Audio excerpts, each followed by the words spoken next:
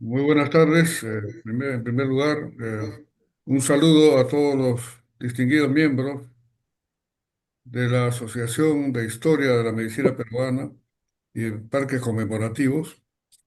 Mi agradecimiento al doctor Edgar Morales por la presentación de mi currículum.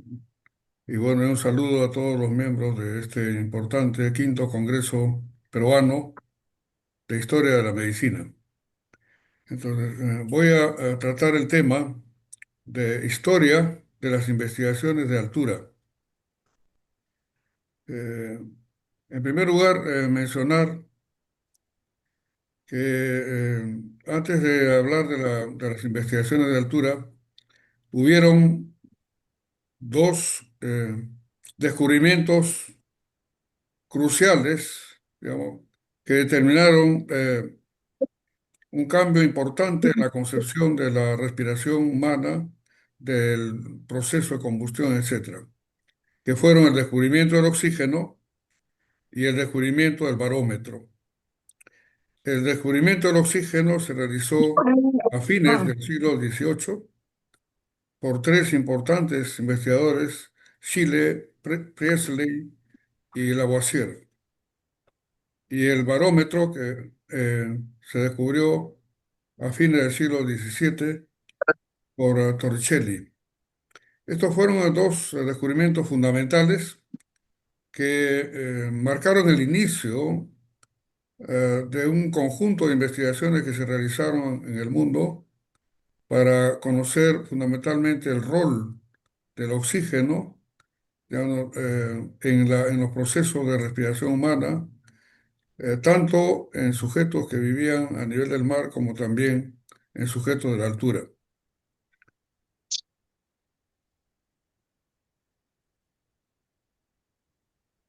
No sé si ven toda la... bueno.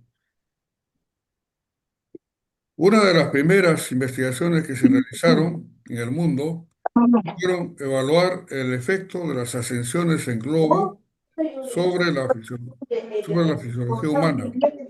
Fueron los primeros experimentos para evaluar Ayudar el el efecto de la micro. altura sobre la fisiología humana. Estos experimentos en globos aerostáticos abrieron el camino hacia la fisiología del cielo, como dijo Paul Bert, considerado, como veremos luego, como el padre de la fisiología de altura.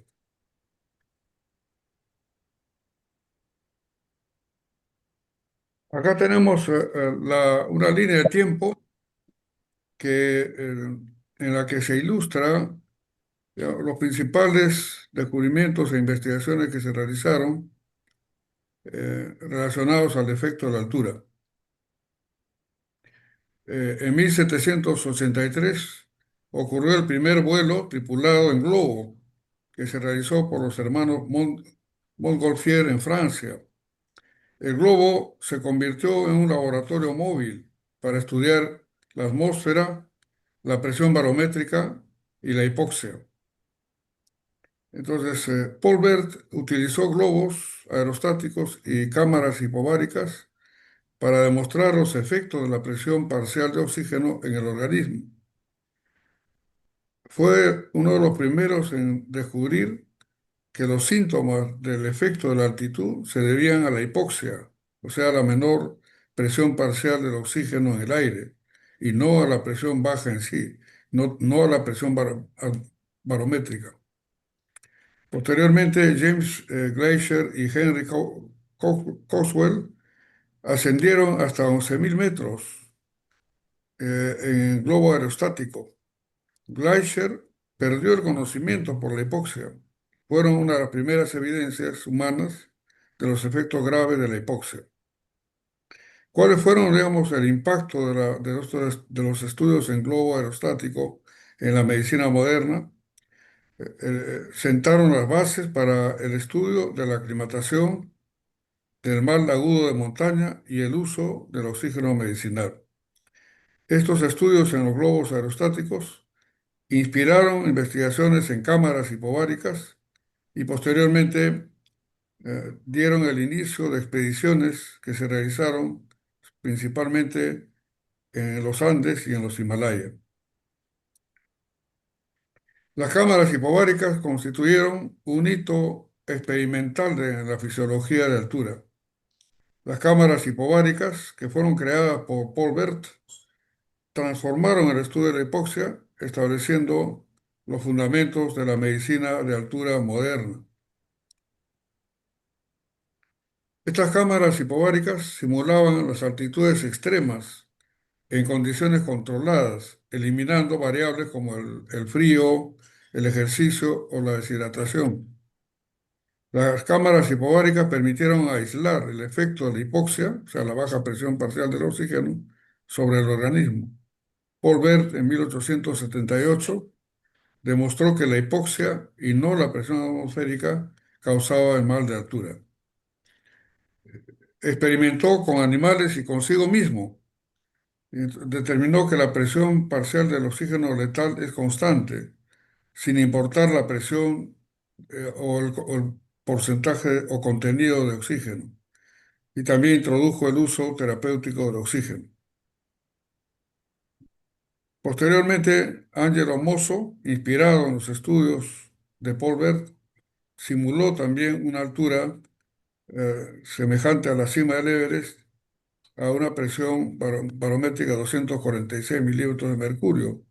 Sin embargo, Angelo Mosso propuso erróneamente que la hipocapnia y no la hipoxia era la causante de los síntomas, o sea, la menor presión parcial del CO2. Y esto determinó diversas controversias científicas que determinaron posteriormente en el siglo XX que Joseph Barcroft, importante investigador británico, hiciera varios experimentos para definir el efecto de la hipoxia. Realizó una autoexperimentación con hipoxia y ejercicio y también refutó la teoría prevalente hasta entonces que desarrollada por Haldane, que señalaba que el oxígeno se secretaba de una manera activa. Joseph Barcroft fue el primero en demostrar que el oxígeno tenía un proceso de transporte gaseoso pasivo por difusión desde el alveolo hasta la sangre. Y señaló también que el hombre no es igual en todas las alturas. Joseph Barcroft posteriormente vino al Perú y realizó una expedición a Cerro de Pasco, donde demostró el efecto de la altura y demostró también que el oxígeno no se secretaba, sino se transportaba mediante difusión pasiva desde el alveolo hacia el capilar. A partir de estos estudios se realizaron numerosas expediciones fisiológicas a la altura, que representó la ciencia en las cumbres del mundo. Estas expediciones fisiológicas revelaron los límites del cuerpo humano en hipoxia prolongada y sentaron las bases de la medicina de altura moderna. Acá tenemos nuevamente la línea de tiempo de los estudios de las expediciones de altura que se realizaron en diferentes partes del mundo. Una de las primeras fue la realizada precisamente por Angelo Mosso en el Monte Rosa en 1893. Angelo Mosso fundó la Campana Margherita, que era un laboratorio a 4.560 metros de altura, donde describió la respiración de Shane Stokes y la caída del PCO2 como parte de la aclimatación. Por eso que Angelo Mosso, elaboró la teoría de que era la hipocapnia la causante de los síntomas del mal de altura. Posteriormente, Nathan Suns, en 1910, realiza, digamos, una expedición al Monte Teide, que también fue una expedición internacional en la que igualmente se debatió sobre la fisiopatología del mal de altura entre la hipoxia y la hipocapnia. Haldane, en 1911, también desarrolló, hizo una expedición al Pikes Peak, observando gran diferencia entre el PO2 alveolar y arterial. Esa gran diferencia entre la presión parcial del oxígeno entre el alveolo y el capilar hizo que Haldane propusiera erróneamente la teoría de secreción activa de oxígeno, cosa que fue refutada por Joseph Barcroft, en 1921 y 1922, precisamente en Cerro de Pasco, en Perú, donde estudió el gasto cardíaco, la disociación de la oximoglobina, el volumen de oxígeno máximo, etcétera, y afirmó, estas investigaciones le permitieron afirmar a Joseph Barcroft que el hombre de altura estaba deteriorado, era un hombre con deterioro físico y mental. Esto determinó posteriormente, como veremos luego, la reacción del doctor Carlos Monge Medrano, que realizó la misma expedición años después y demostró, siguiendo la metodología de Barcroft, que era lo contrario, que el hombre de altura podía jugar fútbol en la altura y que no era una persona con deterioro físico o mental, sino que estaba adaptado a las condiciones propias de las grandes alturas. Otra expedición importante fue la de Dill, realizada en Aucanquilcha, en Chile, a 5.800 metros de altura, donde estudió la adaptación cardiopulmonar y el deterioro cognitivo. Otra expedición fue la PUC en 1960 en el Himalaya, que midió el volumen máximo de oxígeno, la difusión pulmonar y el control ventilatorio. También estudió el esfuerzo humano extremo en condiciones de hipoxia extrema. Serretelli también hizo otro estudio en el Everest, demostrando que el consumo máximo de oxígeno se encuentra reducido incluso al volver a nivel del mar. Esto obviamente tuvo importantes, señaló que esto podía tener secuelas fisiológicas no reversibles. Esto determinó que en 1981 se realizara el proyecto Caldwell Extreme Everest, que señaló que mediante la medición de gases encima del Everest, que con ello se culminó todo el proceso de expediciones a la altura, señalando, dando diversos conocimientos sobre el proceso de adaptación extrema a la hipoxia.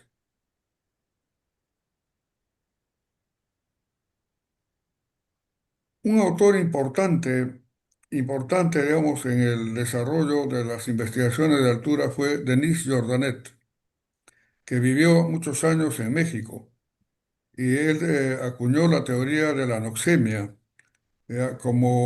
Y esta teoría que él acuñó fue importante porque determinó una serie de controversias que han persistido durante mucho tiempo y han permitido igualmente el desarrollo del concepto de adaptación y aclimatación a la altura. Denis Jordanet publicó un libro que se llama La presión de la altura y fue el primero en vincular la altura con la hipoxia desde un enfoque clínico y experimental. Jordanet también señalaba que los hombres de la altura, especialmente de México, igualmente estaban afectados por la anoxemia, y que esto producía un deterioro físico y mental en los habitantes de la altura mexicana. Sus aportes fueron muy importantes porque el libro de Jordanet fue la primera descripción sistemática de los síntomas de altura. Propuso que la presión atmosférica reducida disminuye la solubilidad del oxígeno en la sangre. Propuso la hipótesis de la anoxemia, como he mencionado, donde la falta de oxígeno producía una falta de glóbulos rojos, según él, según Jordanet. Comparó los estudios como ascender a 3.000 metros, que significaba, según Jordanet, una sangría, digamos, ascender a esa altura. Sin embargo, tuvo también una oposición científica, sobre todo desarrollada por Gabarret y Fernet, que eran también compatriotas franceses igual que él, que rechazaron la teoría físico-química y luego realizaron diversos estudios que demostraron experimentalmente que había una absorción estable del oxígeno en los tejidos. Sin embargo, el más importante investigador de altura eh, de la historia, considerado el padre de la fisiología y la medicina de altura, fue el francés Paul Bert, que fue discípulo de Paul Bernard. Con él nace la fisiología de la altura experimental. Paul Bert transformó un campo especulativo en una ciencia experimental sólida, abriendo el camino a la fisiología ambiental moderna.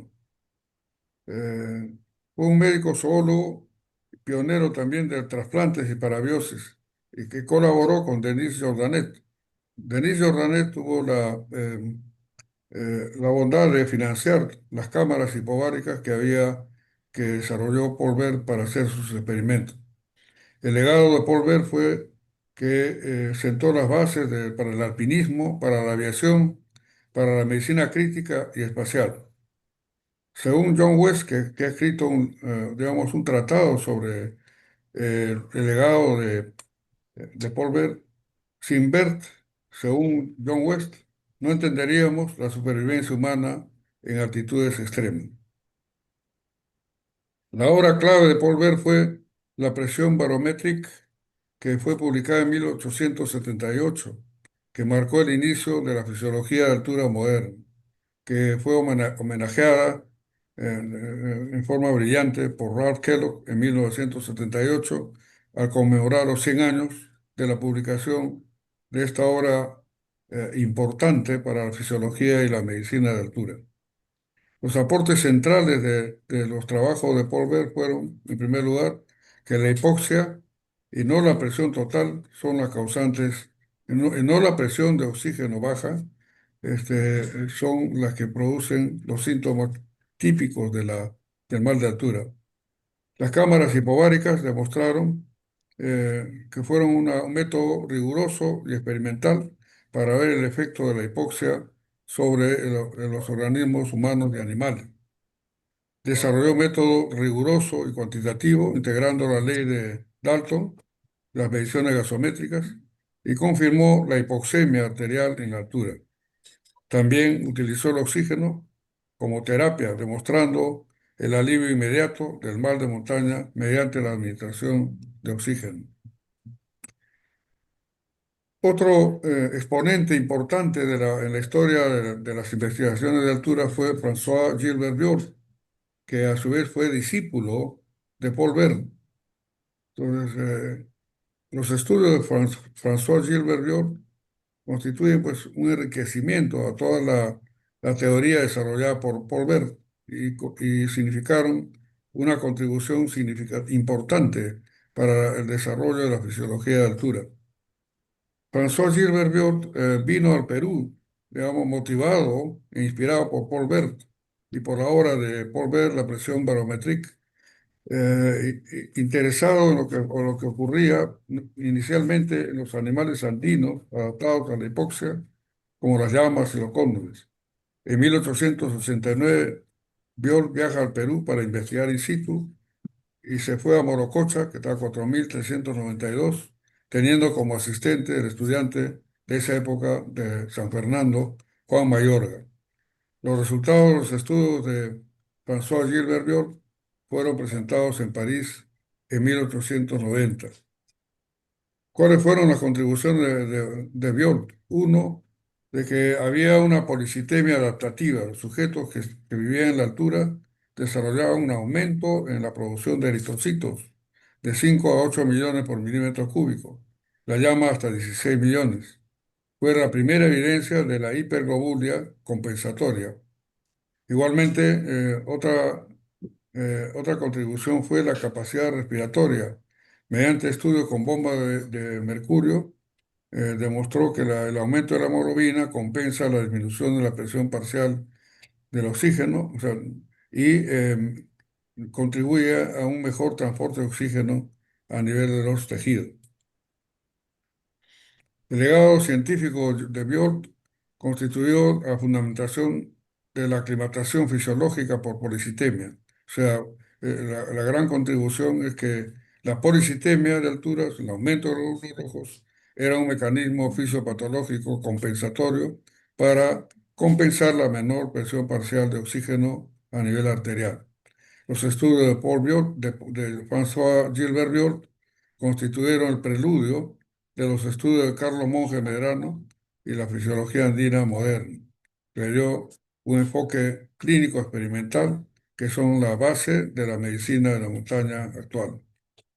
Biot combinó la rigurosidad experimental con la observación clínica en condiciones extremas, dejando pues una huella indeleble en la comprensión de la adaptación humana a la hipoxia de altura.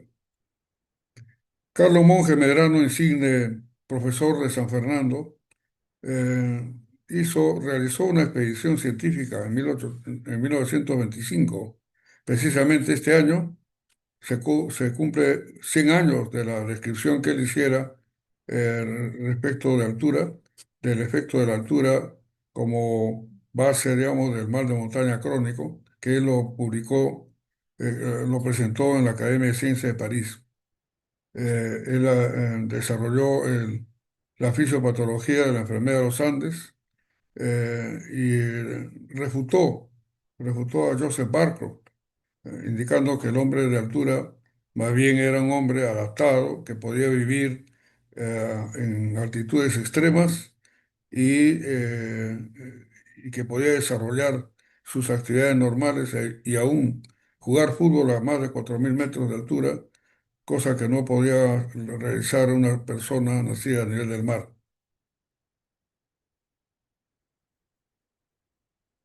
Esta primera expedición científica, que fue comandada por Carlos Monge Medrano, constituyó un contraste, digamos, entre la adaptación nativa y la vulnerabilidad patológica.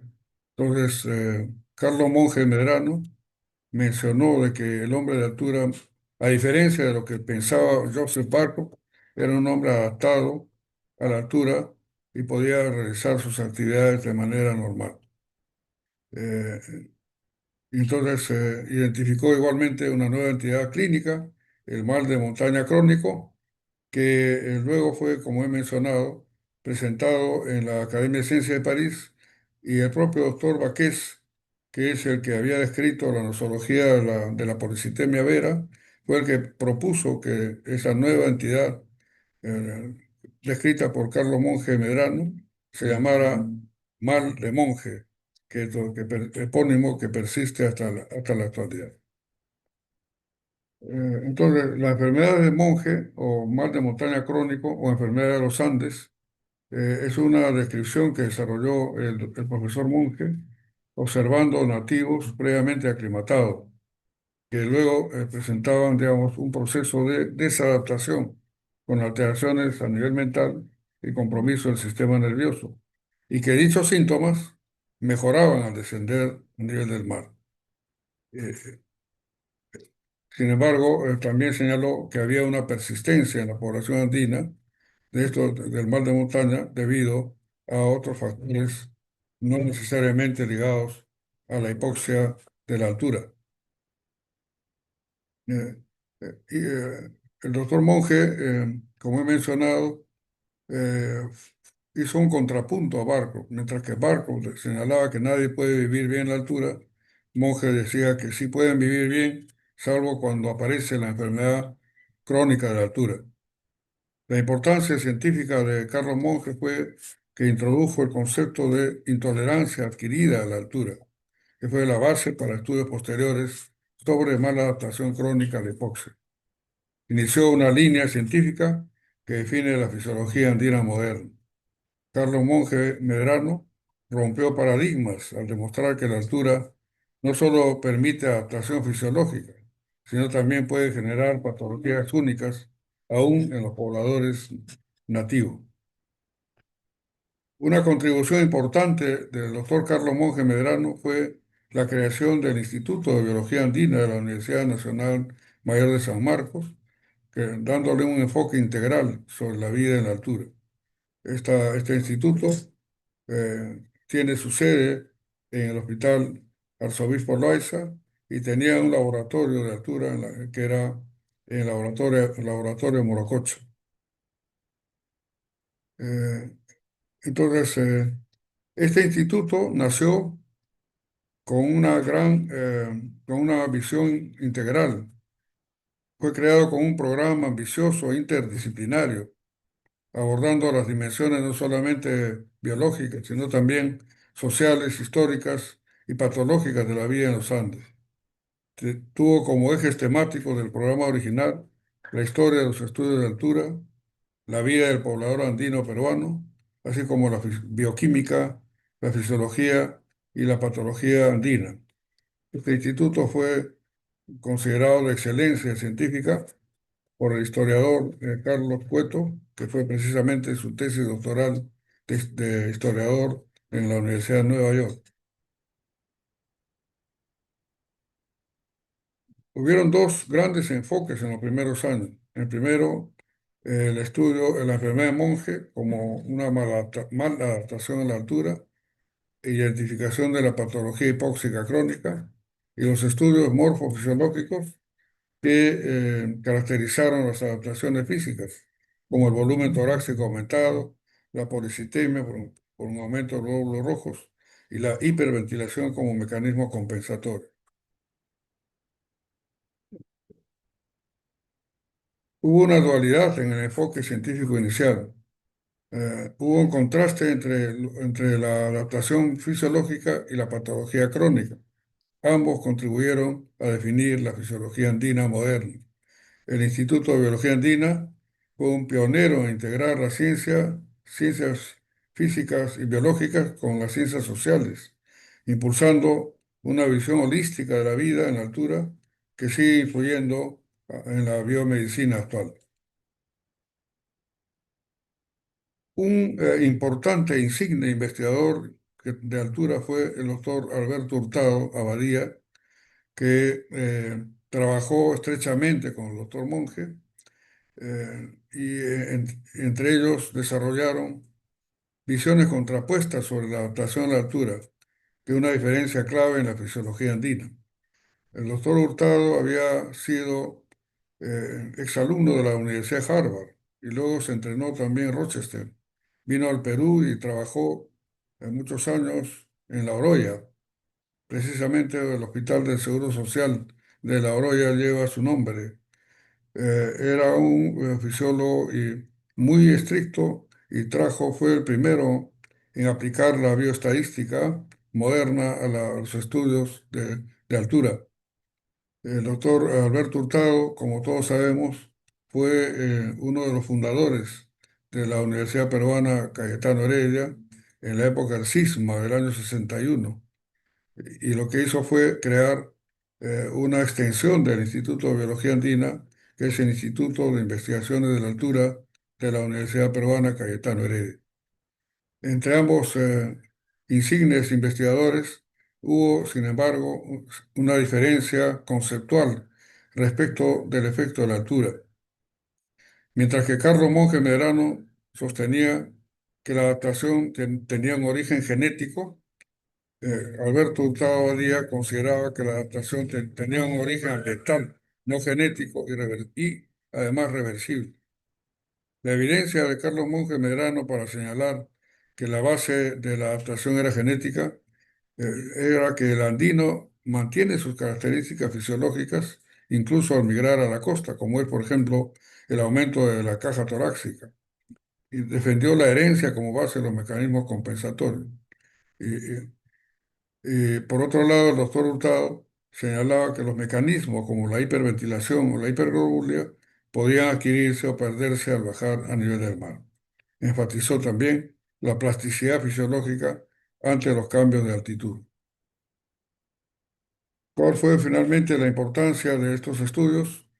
Que ambos enfoques enriquecieron el estudio de la aclimatación y adaptación a la altura, fundaron las bases de la biología de altura en el Perú y en el mundo.